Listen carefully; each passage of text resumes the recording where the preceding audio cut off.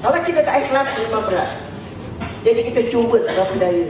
Selembar awak baca Quran satu hari, itu adalah jadi satu penolong kamu di akhirat kelak. Satu lembar satu hari je awak boleh baca. Kita tak pernah nak khatam dalam satu tahun satu kali. Dalam bulan puasa tu, alhamdulillah lah, kalau siapa yang boleh khatam dalam satu bulan. Itu bagi orang perempuan yang dah tak ada keuzuran. Tapi orang yang muda tak mungkin. Baru baca sikit dah penat. Puasa lagi masuk ke 2 minggu dah nak boleh bikin kuih. Mana pengorbanan kita pada Allah? Tak ada. Dunia ni makin tua tau anak-anak. Makin umur saya tua. Bukan makin saya pandang umur. Umur saya tinggal sikit. Saya tak tahu bila saya akan pergi. Bila saya akan pergi saya tak tahu. Jadi kalau sekarang ni kita habiskan masa kita dengan berfoya-foya, tak salah kita nak bersukaria. Tapi jangan lupa, kata Allah SWT, bekerjalah kamu seolah-olah kamu akan hidup sepanjang tahun. Dan beramallah kamu seolah-olah kamu akan mati nanti. Bukan mati besok, kamu akan nanti ni. Jadi kita berlumba-lumba dalam beramal. Cari kelas-kelas agama. Jangan awak pandang siapa yang berkata, tapi awak dengar apa yang dia kata. Kalau saya memang orang tak pandang, saya bukan ustazah. Tapi dengar apa yang dikatakan oleh seseorang itu. Anak kecil punya perkataan pun kita boleh pakai. Kita selalu nak nilaikan orang tu ada ijazah, baru bagi dia ijazah. Nabi Muhammad SAW bersabda, "Balighu anni walau ayah." Sampaikan kepada kamu walau satu ayat. Awak semua boleh berdakwah dengan teman-teman. Tak mestinya ahli pendakwah ada yang boleh berdakwah dengan awak semua. Awak dekat ni dah balik ni, awak boleh sampaikan kepada teman-teman awak apa yang awak dengar. Itu namanya balighu anni walau ayah. Sampaikan kepada kamu walau satu ayat. Dari segi pengorbanan hawa nafsu dan pengorbanan wanita bagi seorang wanita. Hawa nafsu kita cuba kita kawal. Kita dah makin tua. Bersedekah tak mestinya banyak anak-anak, walau sedikit pun. Kata Allah, makin kamu kasih sedekah, makin murah rezeki kamu. Makin kamu bersedekah, makin murah dari rezeki kamu. Jangan kita rasa bila kita bersedekah, kita tak cukup. Jauh-jauhkan sifat bakhil dan rugi. Cuba jadikan diri kita dermawan, cendekiawan, bijaksana semua kita boleh buat, kita wanita. Nabi Muhammad SAW telah berjuang, memperjuangkan hati kita kaum wanita. Dulu kita wanita dipijak-pijak, diinjak-injak, hanya dijadikan penguasa hawa nafsu. Macam mana lagi Indonesia mengatakan? Namun ada kalau pria tunduk sujud di kelingan wanita. Kita wanita. Kita boleh perjuangkan hati kita dan perjuangkan diri kita. Kita harus cuba berdiri atas kaki sendiri. Jangan mengharapkan suami. Kalau suami tak kira kan, kita dah tak ada suami. Siapa nak beri dari kita? Kalau kita sendiri tak berani perjuangkan diri kita. Suami saya dah meninggal 17 tahun yang lalu. Saya duduk bersendirian di rumah. Alhamdulillah dengan berkat Allah SWT, beri saya kesihatan, kesejahteraan, dan saya dapat boleh hidup dengan sendiri. Kerana apa? Saya percaya akan adanya Allah SWT yang melindungi diri saya sendiri. Dengan cara begitu juga, saya perlu juga bantuan daripada teman-teman. Tak mestinya saya boleh hidup sendiri tanpa teman-teman. Alhamdulillah, dengan izin Allah juga saya dapat teman-teman yang baik. Walaupun saya tak punya kereta, saya dapat teman juga saya nak pergi. Yang kedua, pengorbanan sedekah. Sedekahlah sebanyak-banyaknya supaya hidup kita akan senang. Jangan kita rasa lukis. Kata Allah, la insyakartum wa azidannakum wa la in kafartum innaka adzaban syadid. Kalau kamu cukup dengan sikit, aku akan tambah. Tapi kalau kamu kufur, kamu terima azab aku dengan azab aku sangat pedih. Innaka adzaban syadid. Nyasan Allah akan pedih. Maknanya, kenapa dia itu? Bila kita sudah rasa tamak, kita dah mula lupa daratan. Itu azab bagi diri kita. Daripada rumah kecil boleh rumah besar, okey, tak apa, tak ada masalah. Tak cukup. Dalam satu rumah ada 5 kereta, tak cukup juga.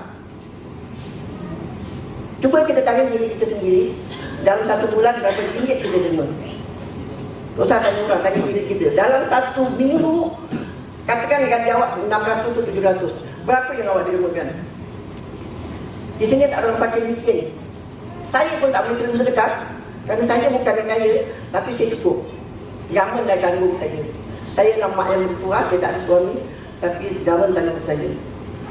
Jadi kita ada kembali kata, masjid, madrasah, anak-anak sekolah yang dalam kesusahan penuntut-penuntut ni, penuntut-penuntut yang datang ke sini ni, dia fisah diri lah. Dia boleh menerima sedekah daripada kita. Kalau kita tidak mempunyai uang, apa salah sebulan sekali kita panggil anak-anak student makan kat rumah kita. Oh, kita tak kenal. Jangan bersedekah nak semua orang kenal. Kalau benar-benar kita ikhlas kerana Allah SWT, Allah akan dorongkan kita ke jalan yang dikehendaki oleh Allah SWT. Nampaknya saya tak dapat panjangkan lagi kerana saya akan terang majlis ini pada Ustaz. Terima kasih Ibu Salvia, jazakallahu khair. Begitulah Ustaz, pengorbanan sebagai seorang ibu, sebagai seorang wanita yang kita dapat dengar dari Ibu Salvia. Tapi Ustaz, bila kita bercakap tentang soal korban ni, kebanyakan orang ni, kita kalau remaja ni banyak bercerita tentang soal cinta, banyak berkorban tentang soal cinta semua kan. Tapi mungkin Ustaz boleh terangkanlah daripada perspektif sekarang ini kepada kita hamba, kepada Allah, kepada anak, kepada orang tua, dan juga pengertian pengorbanan. Jadi kita bercakap tentang soal korban ni, kita bercakap tentang soal ikhlas, pengorbanan dan ikhlas. Dia agak bersatu atau dekat. Mungkin Ustaz boleh perpanjangkan. Banyak soalan ni. Ada cinta remaja sampai ikhlas dan sebagainya. Tak apa. Saya nak menyambung sedikit sebanyak tentang ibu sebutkan tadi. Ni gila bapak pula ni. Cuba anda lihat kisah keikhlasan pengorbanan dalam keluarga Nabi Ibrahim alaihissalam.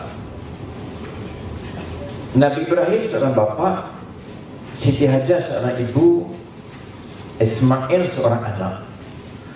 Kalau betul-betul kita lihat cerita ni, cerita pengorbanan sebuah keluarga.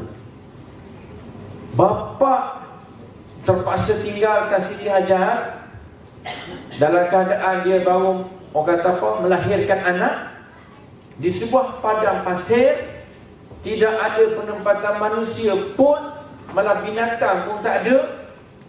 Yang nama Mekah sekarang, tempat telaga Zam-Zam sekarang kata dekat dengan Kaabah. Di situlah Nabi Ibrahim tinggalkan Siti Hajar bersama dengan anaknya Ismail. Dia pun tinggal, dia jalan beberapa langkah. Tiba-tiba kata isterinya, "Bang, nak ke mana tu? Nak tinggal kami dengan siapa ni?" Tuan-tuan, Nabi Ibrahim pusing. Dia tak jawab. Dia pun patah balik mulan, jalan satu tempat tak tahu. "Bang, nak ke mana tu? What about us?" Macam tu lah lebih kuat. "What happened to us?" Oh, macam Kelantan cakap putih lah. Banyak makan pudu. Oh, Kelantan kan dia ada style. "Oh, I cannot eat this one. You take it lah. I don't want. You want, you take. You don't want, just leave it." Oh, Kelantan. Dia ada style. Lalu Nabi Ibrahim tetap jalan. Siti Hajar, seorang ibu, seorang isteri yang taat kepada suaminya dan taat kepada Allah. "Bang, adakah ini perintah Allah?"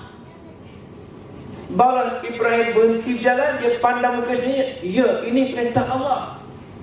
Abang terpaksa tinggalkan kamu sebab ini perintah Allah." Pengorbanan satu keluarga sebab nak mendekatkan diri kepada Allah, nak melaksanakan perintah Allah. Kita tak boleh tanya kenapa Allah suruh kita tinggalkan keluarga kita. Tuhan kata sembahyang, yes, kita sembahyang. Itu pengorbanan kita. Bila masuk dalam Ramadan, puasa, Tuhan kata, "Ya ayyuhalladzina amanu kutiba alaikumus siyam kama kutiba alal ladzina min qablikum la'allakum tattaqun." Hei orang-orang yang beriman, telah difardukan ke atas kamu berpuasa sebagaimana telah difardukan ke atas umat-umat sebelum kamu. Mudah-mudahan kamu bertakwa. Jangan soal, kenapa wahai Tuhan kena puasa? Kenapa tidak puasa bulan Januari ke? Kenapa semestinya Ramadan? Jangan tanya. Kalau kata puasa, puasa. Tengok, Nabi Ibrahim tak tanya, ya Allah, isteri aku baru melahirkan anak, boleh tak postpone lah next month ke? Aku nak main-main dengan anakku dulu. Boleh tak ya Allah? Please. Contohnya. No way. Tuhan kata, kamu kena bergerak ke Syam sekarang. Gerak. Kamu kena bergerak ke Palestin sekarang. Kena gerak. Anak kecil tu baby kan? Bayi lagi. Tinggal. Isteri dalam pantai. Tinggal. Sebab sayang kepada perintah Allah Subhanahu Wa Taala melebihi sayang kepada anak dan isteri. Kehebatan, kekuatan pengorbanan Nabi Ibrahim. Kita kadang-kadang terlupa sembahyang sebab dating dengan girlfriend. Alamak dasar dah. Oh my God. Tak apa. Kita sama lagi dating kita. I boleh kodok, tak apa. Kepada kontak dia kodok tak. Tengok, dia boleh tinggal sembahyang sebab gila friend. Yang ni tinggal sembahyang sebab buaya friend. Tapi Nabi Ibrahim dia tinggal kat negeri sebab Allah Subhanahu Wa Taala. Tinggal di padang pasir siapa? Disebab Allah kata kamu kena tinggal. Nabi Ibrahim dia tahu Tuhan tidak akan tinggalkan anaknya begitu dan isteri begitu saja. Mesti ada pertolongan daripada Allah. Kata Malaikat Jibril standby lah. Malaikat Jibril standby. Bila Nabi Ibrahim dah bereda, Siti Hajar ni reda. Ya Allah, aku reda ya Allah. Kalau ini perintahmu ya Allah, aku reda. Dia tinggalkan. Isteri pula tuan-tuan. Bukan kata, you want to go? You go. Go. Ceraikan I. Wah. Marah dia. Alah, nanti mereka kata, contoh lah, alah, you stuck mic, take jari 10 datang. Tapi mereka tak cakap macam tu, sebab semuanya kerana Allah. Kalau sebab you pergi kerana Allah, tak apa, I redha. Kata seorang isteri. Allah, ada isteri marah kalau suami pergi masjid. Apa? Masjid. Sisip masjid. Ada, kat sini. Air redha tak apa, you pergilah masjid. Tak apa, air redha. Nak pergi mana? Apa Beverly Hills ke Beverly Hills ni? Bateri kereta. Betul. Datang sini dah nak kena ceramah, tak apa abang pergilah. You pergilah, tak apa, air redha. Anak kecil tuan-tuan, siapa tak sayang anak? Subhanallah tuan-tuan. Anak kecil lagi. Nabi Ibrahim kata tak ada anak.